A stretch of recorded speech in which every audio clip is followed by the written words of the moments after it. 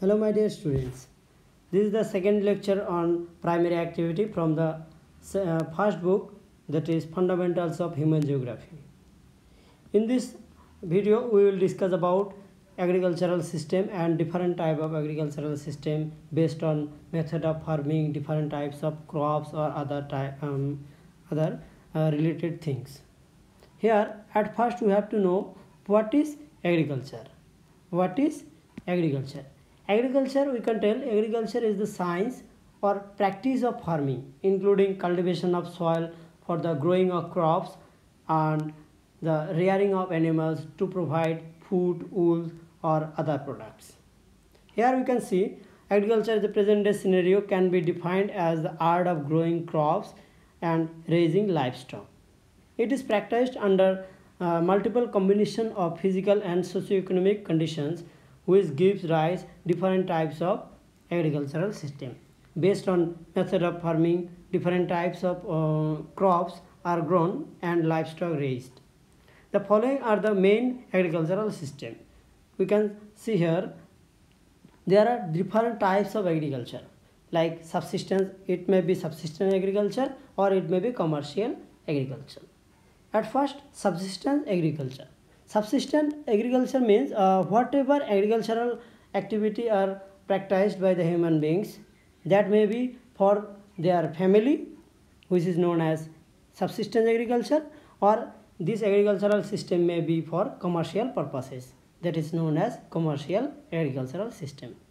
ये subsistence agriculture जो है ये mainly agricultural जो family है, ये कल्टिवेशन जो लोग करते हैं उसी अपना फैमिली के लिए है, लेकिन ये कमर्शियल जो फार्मिंग होता है, ये commercial agricultural system mainly market oriented होता है. ये जो भी सामान यहाँ पर कल्टिवेट करते हैं ये मेनली बेचने के लिए होता है. एंड दिस सबसिस्टेंस एग्रीकल्चर में बी two types, primitive subsistence agriculture and intensive subsistence agriculture और इंटेंसिव सबसिस्टेंस फार्मिंग.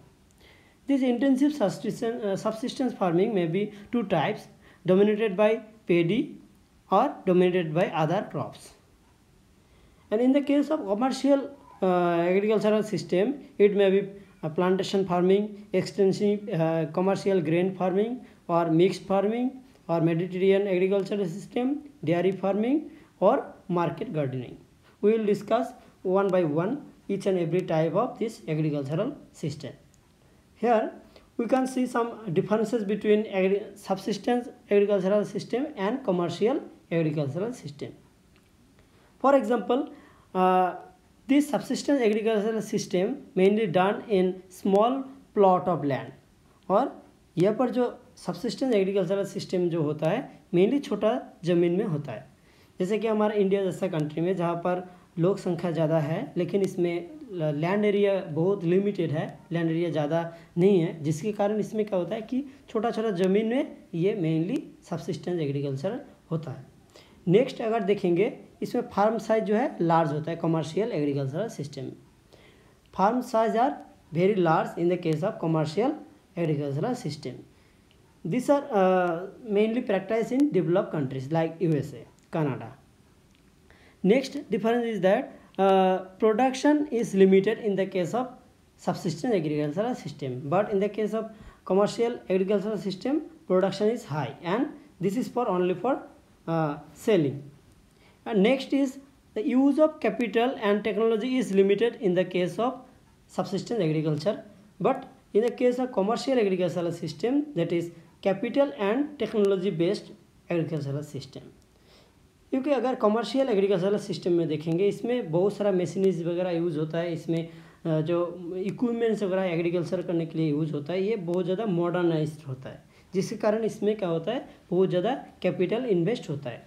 तो capital intensive agricultural system that is commercial agricultural system, but in the case of subsistence agricultural system this is capital and technology is limited. And fourth one is confined to underdeveloped and developing areas. This type of agricultural system mainly practicing in underdeveloped and developing countries like Bangladesh, India. These are the countries where such kind of subsistence agricultural system are practiced.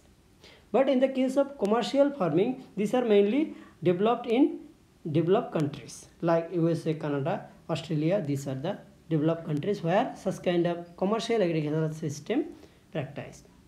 And fourth one is food crops are mainly grown in the case of subsistence agricultural system, but in the case of commercial agricultural system mainly they use cash crops. Or here we can see grains as well as other commercial important crops are grown. जैसे कि wheat एक important एक commercial grain है, commercial farming के लिए जो crops को select किया जाता है तो उनमें से एक व्हीट सबसे ज़्यादा इम्पोर्टेंट क्रॉप्स है। लेकिन ये जो सब्सिस्टेंस एग्रीकल्चरल सिस्टम होता है ये मेनली क्या होता है, इसमें फूड क्रॉप को ज़्यादा सिलेक्ट किया जाता है, जैसे कि पेडी। नेक्स्ट हम लोग देखेंगे टाइप्स ऑफ एग्रीकल्चरल सिस्टम और types of agriculture.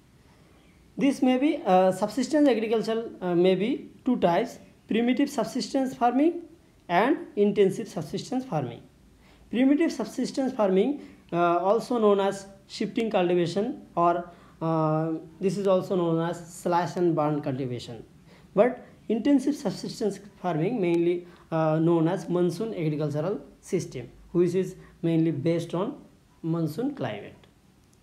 Here we can see some special features of primitive subsistence agricultural system which are mainly practiced in the forest area by the tribal people mainly.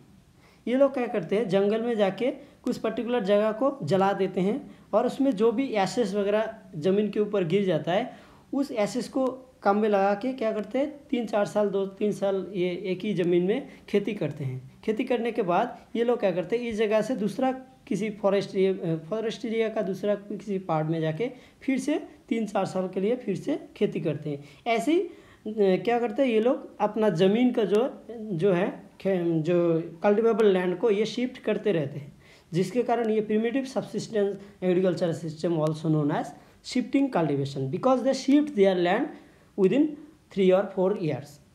Because within 3 or 4 years this land lost their fertility, क्योंकि इसमें जो है chemical fertiliser वगैरह जो है ज़्यादा use नहीं होता है। मेनली इसमें जो ये फॉरेस्ट जलाने के बाद थोड़ा बहुत जो एशेज वगैरह है, जैसा इसमें जो दिखाई दे रहा है एशेज उसके ऊपर जो गिरा हुआ है उसी से थोड़ा बहुत जो फर्टिलाइज़र का काम करता है ज़मीन के ऊपर। ये 2-3 साल तक कंटिन्यू कल्टिवेशन करने के बाद ये फर्टिलिटी खो जाता है, जिसके कारण फसल कम होना शुरू हो जाता है और इस ज़मीन को छोड़ के तब क्या करते हैं ये आदिवासी लोग मेनली फॉरेस्ट का दूसरा एरिया की तरफ आगे बढ़ते हैं।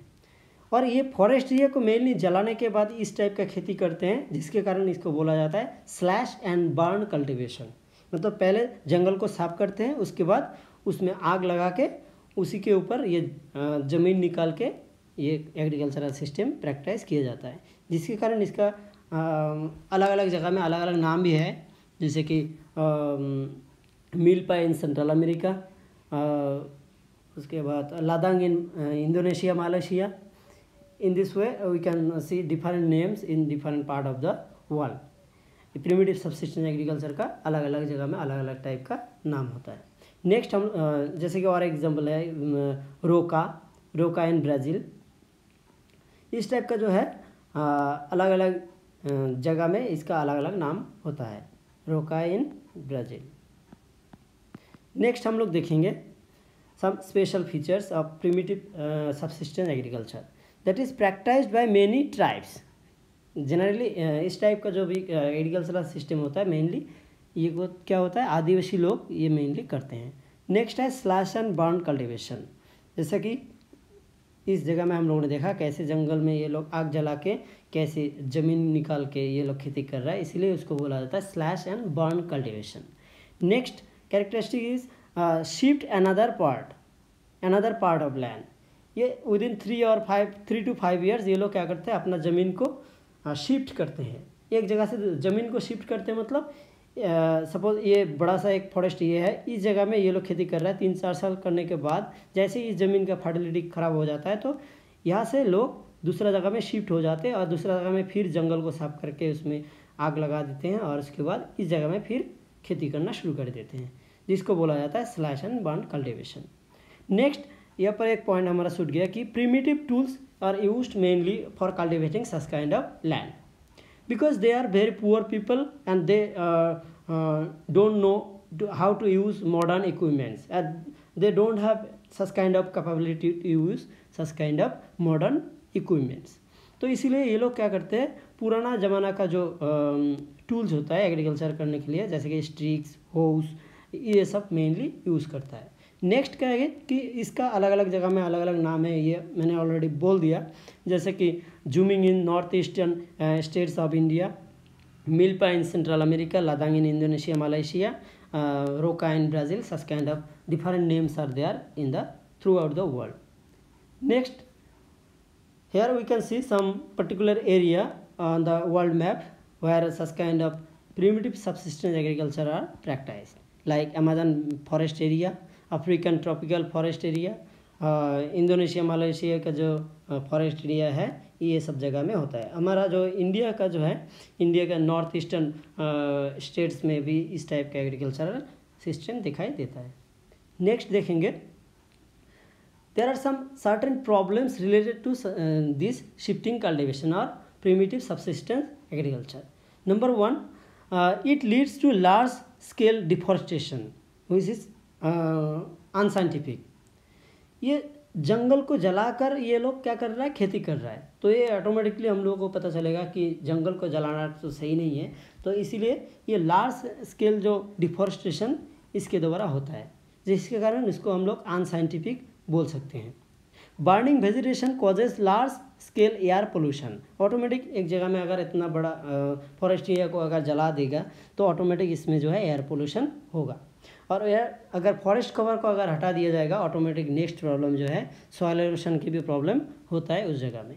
नेक्स्ट है land loss its fertility within few years because they are not using natural और different kind of fertiliser available in the market because of their lack of money. And इसीलिए क्या होता है, ये जो भी थोड़ा बहुत जो एसेस से उन लोगों का थोड़ा बहुत जो इसमें फर्टिलाइज़र मिलता है, ये 2-3 साल में, 4 साल में, 5 साल में क्या हो जाता है, इसका इस ज़मीन का जो है फर्टिलिटी ये ख़राब हो जाता है, जिसके कारण उन लोगों को लैंड भी शिफ्ट करना पड़ता है. तो ओवरऑल देखेंगे तो there are some special problem related to such kind of primitive subsistence agricultural system. Next देखेंगे इंटेंसिव सबसिस्टेंस एग्रीकल्चर.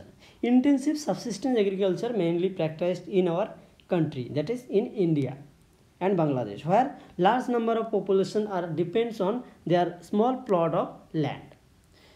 जैसे कि इसमें देखेंगे, this type of agriculture is largely found in densely populated region of the monsoon Asia like our country India.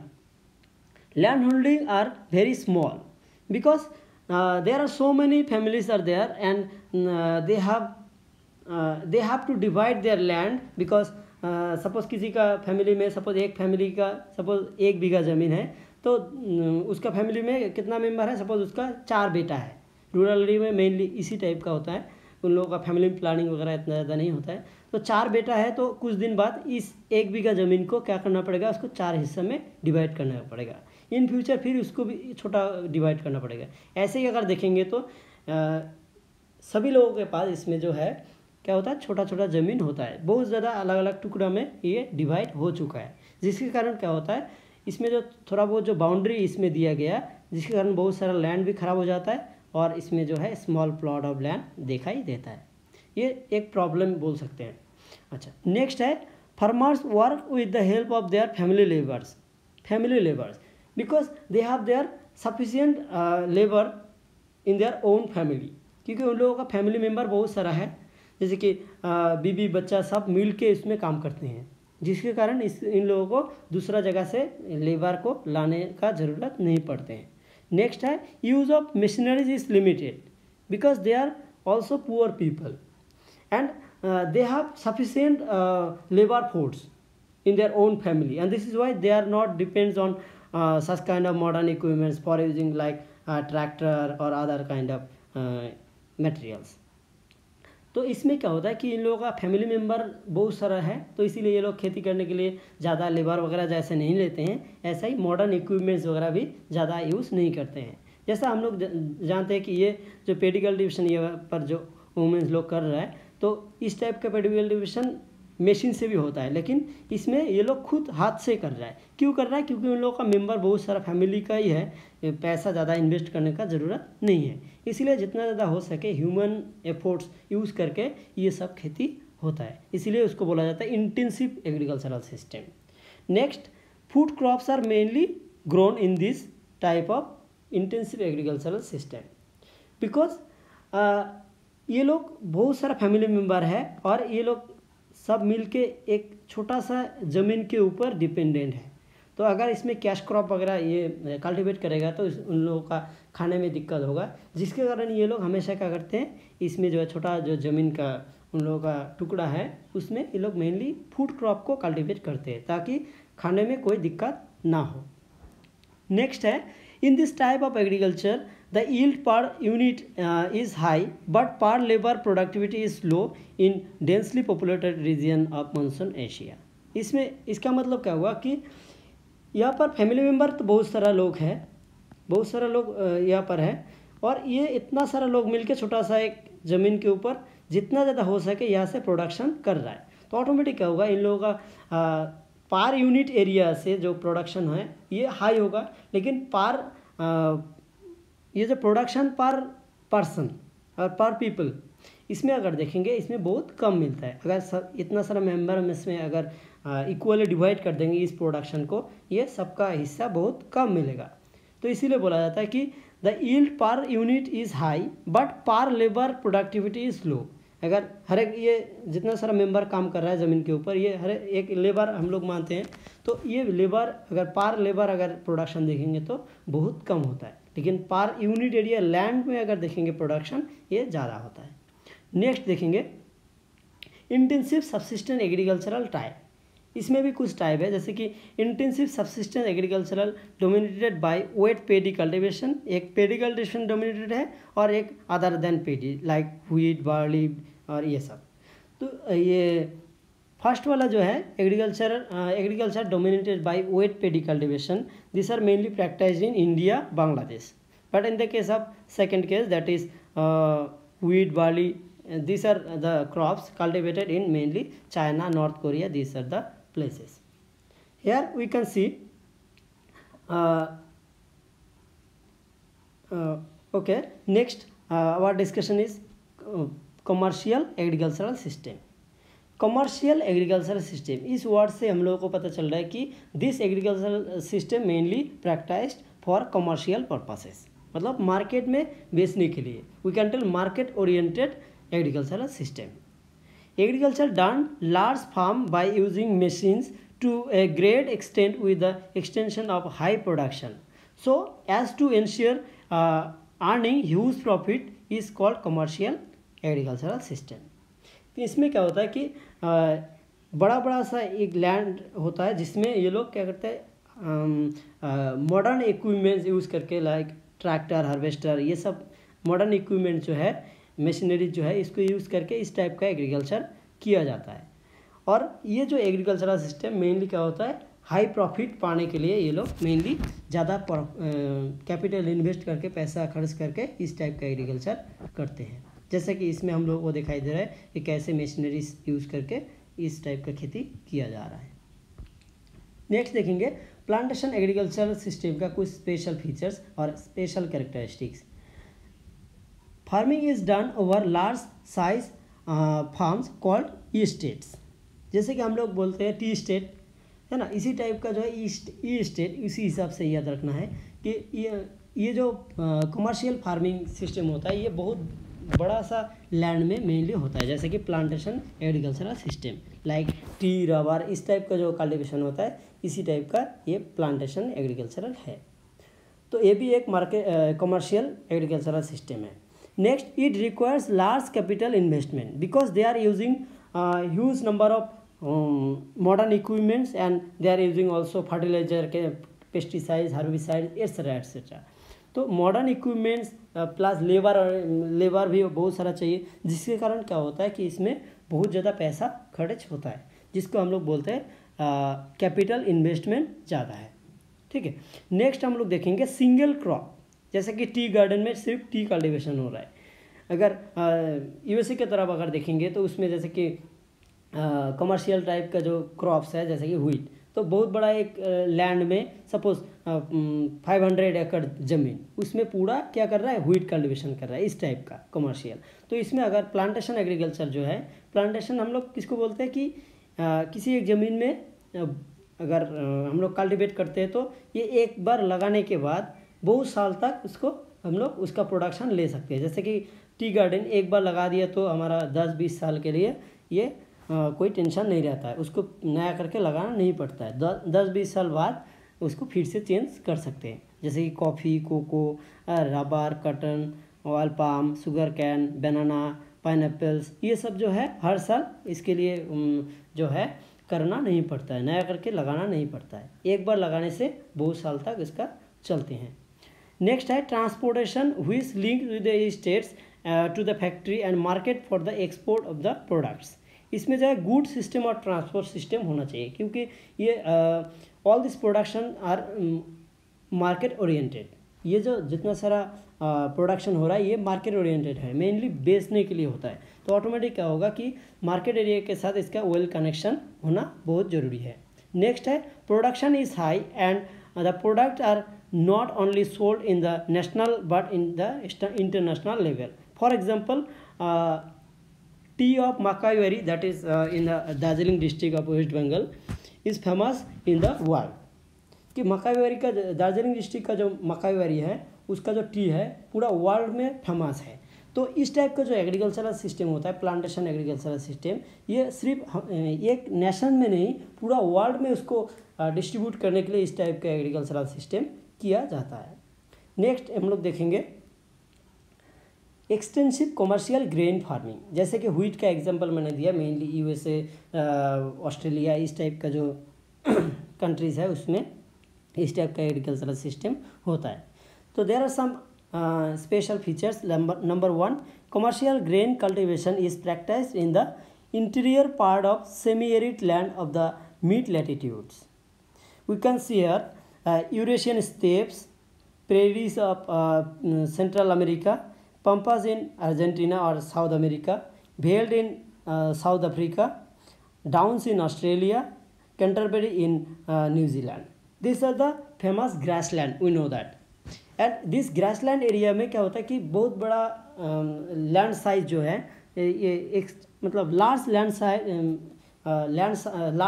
Size का जो land है उसमें ये लोग आसानी से क्या करते हैं, बहुत बड़ा लैंड को सिलेक्ट करके किसी एक क्रॉप को कल्टीवेट करते हैं। जैसे कि wheat cultivation in Pampas region in Argentina और प्रेरीज रीजन इन अमेरिका। तो इस टाइप का जो है व्हीट कल्टीवेशन, ये भी एक एक्सटेंसिव कमर्शियल ग्रेन कल्टीवेशन होता है। सिर्फ एक कंट्री की, सिर्फ अपना कंट्री में डिस्ट्रीब्यूट करने के लिए ये सब नहीं होता है, और भी बाकी सारा जो इंटरनेशनल जो अलग अलग कंट्री जो होता है उसमें भी ये डिस्ट्रीब्यूट करने के लिए इस टाइप का एग्रीकल्चर सिस्टम किया जाता है। इसमें जैसे कि ट्रैक्टर, हार्वेस्टर, इस टाइप का मॉडर्न इक्विपमेंट जो है सबसे ज़्यादा यूज़ किया जाता है। तो इसलिए एक्सटेंसिव मतलब बहुत ज़्यादा उसका अमाउंट है, सब कुछ जितना सारा चीज़ें यूज़ किया जा रहा है एकदम बहुत ज़्यादा उसको मतलब प्रॉफिट के लिए मेनली ये यूज़ किया जा रहा है, जिसके कारण इसको बोला जाता है extensive commercial grain cultivation. Next है ये सब जो एरिया है जैसे कि grassland area, prairies in North America, pampas in South America, veld in Africa, steppes in Eurasia and downs in Australia, ये सब ग्रासलैंड का नाम है। लेकिन इस एरिया में मेनली इस टाइप का जो commercial extensive commercial grain farming दिखाई देता है। नेक्स्ट देखेंगे मिक्स्ड फार्मिंग। तो इतनी देर तक जो भी हमारा डिस्कशन चल रहा था ये मेनली कुछ पर्टिकुलर क्रॉप को लेके ये हमारा डिस्कशन चल रहा था। लेकिन इसमें जो हमारा है मिक्स्ड फार्मिंग, मिक्स्ड नाम सुन के ही हम लोगों को याद आ जा रहा है कि इसमें क्या मिक्स्ड हो सकता है। इसमें जो भी क्रॉप्स वगैरह है, जो भी कल्टीवेशन प्रोसेस है, इसमें पूरा मिक्स्ड है एक साथ। जैसा कि mixed farm are moderate in size, ये बहुत ज़्यादा बड़ा भी नहीं होता है, इसका फार्म साइज मीडियम टाइप का होता है। नेक्स्ट है crops associated with it are wheat, barley, oats, rye, maize, fodder, root crops, fodder crops, ये अलग अलग टाइप का जो क्रॉप्स वगैरह है एक ही जगह में एक साथ एक मॉडर्न टेक्निक यूज़ करके इसको कल्टीवेट किया जाता है। Crop rotation and intercropping play an important role. Crop rotation मतलब एक ही ज़मीन में एक ही टाइप का क्रॉप एक साथ मतलब कई साल तक ये कल्टीवेट नहीं किया जाएगा। सपोज इस साल पोटैटो किया, नेक्स्ट साल सपोज इसमें व्हीट किया गया, नेक्स्ट साल उसमें सपोज मेज़ की कल्टीवेशन हुआ। इस टाइप का अलग अलग एक ही ज़मीन में क्रॉप रोटेशन चलते रहते हैं। और नेक्स्ट देखेंगे equal emphasise is laid on crop cultivation and animal husbandry, like animals like cattle, sheep, pigs, poultry provide the main income along with crops. These are the animals or other technique they are practicing with their normal agricultural system. Suppose एक ही ज़मीन में suppose एक साथ अलग अलग crops cultivation हो रहा है, उसके साथ साथ ये लोग एनिमल्स को भी एनिमल रेयरिंग भी इसमें दिखाई देता है। नेक्स्ट जैसा कि इसमें देखेंगे mixed farming is characterised by high capital expenditure. इसमें भी अलग अलग टाइप का ये जो मेथड यूज़ करके जो खेती किया जा रहा है इसमें भी बहुत ज़्यादा पैसा खर्च हो जाता है। और इसमें जैसे कि साइंटिफिक वे से कि एक ही साथ एक ही लैंड पे अलग अलग क्रॉप्स को कैसे कल्टीवेट किया जाएगा, ये सब जो टेक्निक है ये साइंटिफिक टेक्निक का ज़रूरत होता है। और जो फार्मर्स होता है इसको बहुत ज़्यादा एक्सपर्ट होना पड़ता है, क्योंकि इसमें अगर थोड़ा बहुत एफिशिएंसी अगर कम होगा फार्मर्स का तो एक ही लैंड में अलग अलग टाइप के क्रॉप्स कल्टीवेशन ये नहीं कर पाएगा, जिसके कारण इसमें क्या हो जाता है बहुत ज़्यादा कैपिटल भी इन्वेस्ट हो जाता है। तो we can tell this mixed farming is also capital expensive farming system. Next देखेंगे कि कौन कौन सा एरिया में ये सब मिक्स्ड फार्मिंग होता है। दैट इज नॉर्थ अमेरिकन ये वाला पार्ट में, यूरेशियन पार्ट, ये सब जो जगह है इसमें मेनली क्या होता है इस टाइप का जो है मिक्स्ड फार्मिंग किया जाता है। नेक्स्ट हम लोग देखेंगे डेयरी फार्मिंग। ये भी हमारा एक ये मेनली हाई लैटिट्यूड एरिया में मेनली इस टाइप का डेयरी फार्मिंग अच्छा से साइंटिफिकली डेवलप किया जाता है, क्योंकि अगर हम लोग लोअर लैटिट्यूड कंट्रीज़ में अगर ये सब डेयरी फार्मिंग टाइप का जो एक्टिविटी है इसमें अगर ज़्यादा डेवलप करना चाहेंगे भी तो नहीं हो पाएगा, क्योंकि इसमें ग्रासलैंड का कमी है। जैसे कि इंडिया जैसा कंट्री में इसमें ग्रासलैंड का कमी है, नंबर 1। नंबर 2 क्या है, इसमें क्लाइमेटिक कंडीशन कुछ ऐसा है कि डेयरी प्रोडक्ट्स जो है उसको ज़्यादा दिन तक रखना बहुत ज़्यादा मुश्किल हो जाता है। तो हम लोग देखेंगे कि कुछ स्पेशल फीचर्स क्या क्या हैं। Dairy is most advanced and efficient type of rearing of milk animals. It involves rearing of milk animals for milk and milk products. Next, it is highly capital intensive. इसमें भी बहुत सारा पैसा खर्च करना पड़ता है, तो ये highly capital intensive. Animal sheds storage facilities of fodder, feeding and milking machines and add to the cost of dairy farming. इसमें जैसा कि इस सेकेंड वाला डायग्राम में हम लोग को ये फोटो में दिखाई दे रहा है कि कैसे एनिमल्स को एक ही लाइन में सेट किया गया और उसमें जो है सपोज मिल्क जो एक्सट्रैक्शन है ये कैसे साइंटिफिक वे से मशीन के द्वारा यहाँ से क्या किया जा रहा है, एक्सट्रैक्ट किया जा रहा है, निकाला जा रहा है और ये पूरा जाके एक बड़ा सा कंटेनर में इकट्ठा हो रहा है। तो ऐसे अगर देखेंगे तो ये साइंटिफिक मेथड वगैरह जो है इसमें यूज़ किया जाता है। जैसे कि एनिमल्स का देखभाल करने के लिए डॉक्टर वगैरह हमेशा लगा रहना पड़ता है, जिसके कारण क्या होता है इसमें कैपिटल और पैसा जो है बहुत ज़्यादा खर्चा हो जाता है। नेक्स्ट है special emphasise is laid on cattle breeding, health care, veterinary services. ये सब जो अलग अलग साइंटिफिक तरीक़ा से ये सब किया जाता है। जैसे कैटल ब्रीडिंग जो होता है इसमें क्रॉस कनेक्शन जैसा हम लोग जानते हैं कि अलग अलग क्रॉस कनेक्शन करने के बाद नॉर्मल एक एनिमल्स को कैसे हाई यील्डिंग वैरायटी में बदल देता है, जैसे कि हम लोग क्रॉप्स में भी देखते हैं इस टाइप का। इसी टाइप का इसमें भी क्या हो जाता है, क्रॉस कनेक्शन का जो ब्रीडिंग प्रोसेस प्लस ये जो हेल्थ केयर, वेटरनरी सर्विसेज, ये सब अलग अलग सर्विस प्रोवाइड करने के लिए बहुत ज़्यादा पैसा खर्च हो जाता है। नेक्स्ट है it is highly labour intensive. इसमें भी बहुत ज़्यादा लेबर वगैरह जो है हमेशा इसमें लगा रहना पड़ता है। उन लोगों का फीडिंग, उसके बाद मिल्चिंग, ये सब अलग अलग प्रोसेस के लिए अलग अलग लोगों को ये रखा जाता है। नेक्स्ट है there is no off season during the year as in the case of crop raising because animals demand continuous care. क्योंकि इसमें जैसे कि हम लोग अगर क्रॉप कल्टीवेशन में देखेंगे उस पर्टिकुलर सीजन में ये क्रॉप कल्टीवेशन होता है, लेकिन अगर ये जो डेयरी फार्मिंग जो है ये इसके लिए कोई भी पर्टिकुलर सीजन नहीं होता है, पूरा साल भर उसके पीछे लगा रहना पड़ता है और उसका प्रोडक्शन भी मिलता रहता है। नेक्स्ट देखेंगे कि सच काइंड ऑफ एक्टिविटी और dairy farming generally practised near the urban and industrial centre. Near the urban center, why? Because urban center is one of the most important market center where we can provide each and every type of dairy products। जैसे कि अगर हम लोग बहुत suppose market area से बहुत दूर तक हम लोग अगर जाके उसमें जाके अगर इस टाइप का डेयरी फार्मिंग करेंगे तो मार्केट लेके जाना, उसके बाद उसमें बेचना बहुत ज़्यादा दिक्कत होगा। और इसीलिए क्या होता है कि इसको मार्केट एरिया के आसपास अगर इस टाइप की एक्टिविटी अगर किया जाएगा तो जल्दी हम लोग क्या कर पाएंगे, इसका जो भी प्रोडक्ट है हम लोग जल्दी जाके मार्केट में बेच पाएंगे। ऑटोमेटिक क्या होगा कि ये जल्दी कोई भी चीज़ ख़राब नहीं होगा। तो इसीलिए इसको क्या करना पड़ता है, हमेशा मार्केट एरिया का बगल में या इंडस्ट्रियल सेंटर का बगल में इसको इस टाइप का फार्मिंग को किया जाता है और करना चाहिए। नेक्स्ट है डेयरी फार्मिंग। यहाँ पर जो क्वेश्चन एक बहुत इंपॉर्टेंट क्वेश्चन है जो कि एग्जाम में हमेशा आता है। Dairy farming is usually confined to the peripheries of the major cities. Why? कि जो भी मेजर सिटीज़ जो है, सपोज ये एक बहुत बड़ा सिटी है, उसके आसपास एरिया में इस टाइप का जो है एक्टिविटीज़ क्यों किया जाता है, कि इसके बारे में भी ऑलरेडी हम लोगों ने डिस्कस कर लिया कि जो भी हमारा डेयरी प्रोडक्ट्स जो है ये जल्दी ख़राब हो जाता है। अगर हम लोग स्टोरेज फैसिलिटी अच्छा नहीं रखेंगे, जल्दी मार्केट में सप्लाई नहीं दे पाएंगे तो ये प्रोडक्ट्स जो है जल्दी ख़राब हो जाएगा, जिसके कारण क्या करना पड़ता है, ये मार्केट जो भी सेंटर है जैसे कि अर्बन एरिया, उसका पेरिफेरल एरिया में मतलब उसका आसपास रीजन में इस टाइप का जो डेयरी फार्मिंग किया जाता है। नेक्स्ट हम लोग देखेंगे 3 main region of commercial dairy farming. कौन कौन सा रीजन में मेनली होता है, जैसे कि the largest in the north western European part, second is the Canada and third belt is the south eastern Australia, New Zealand and Tasmania. ये सब अलग अलग जगह में जो है मेनली इस टाइप के जो डेयरी फार्मिंग जो है ये प्रैक्टिस किया जाता है। नेक्स्ट जो हमारा पार्ट है वो है मेडिटेरियन एग्रीकल्चरल सिस्टम। इसके लिए हम लोग सेकेंड वीडियो हम लोग डिस्कस करेंगे, क्योंकि इस वीडियो ऑलरेडी बहुत ज़्यादा लंबा चौड़ा हो चुका है।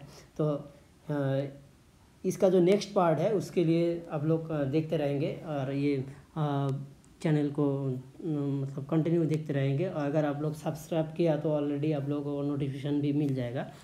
और इस चैप्टर से रिलेटेड अगर आप लोगों को कुछ भी नोट्स और क्विज क्वेश्चन जो है, जो कि हमेशा एग्ज़ाम में आता है, बहुत सारा मल्टीपल चॉइस क्वेश्चन, उस टाइप का क्वेश्चन प्लस लॉन्ग टाइप का क्वेश्चन आंसर जो है उसको पाने के लिए आप लोग गूगल में जाके सर्च कर सकते हैं www.egeo.in। इस एड्रेस में सर्च करके आप लोगों को इस चैप्टर से रिलेटेड जितना सारा क्वेश्चन आंसर प्लस क्विज सब कुछ आप लोग इसमें जाके सर्च करके देख सकते हो। और अगर चाहते हो आप लोग डिस्क्रिप्शन में भी उसका लिंक मैं दे दूँगा, ठीक है।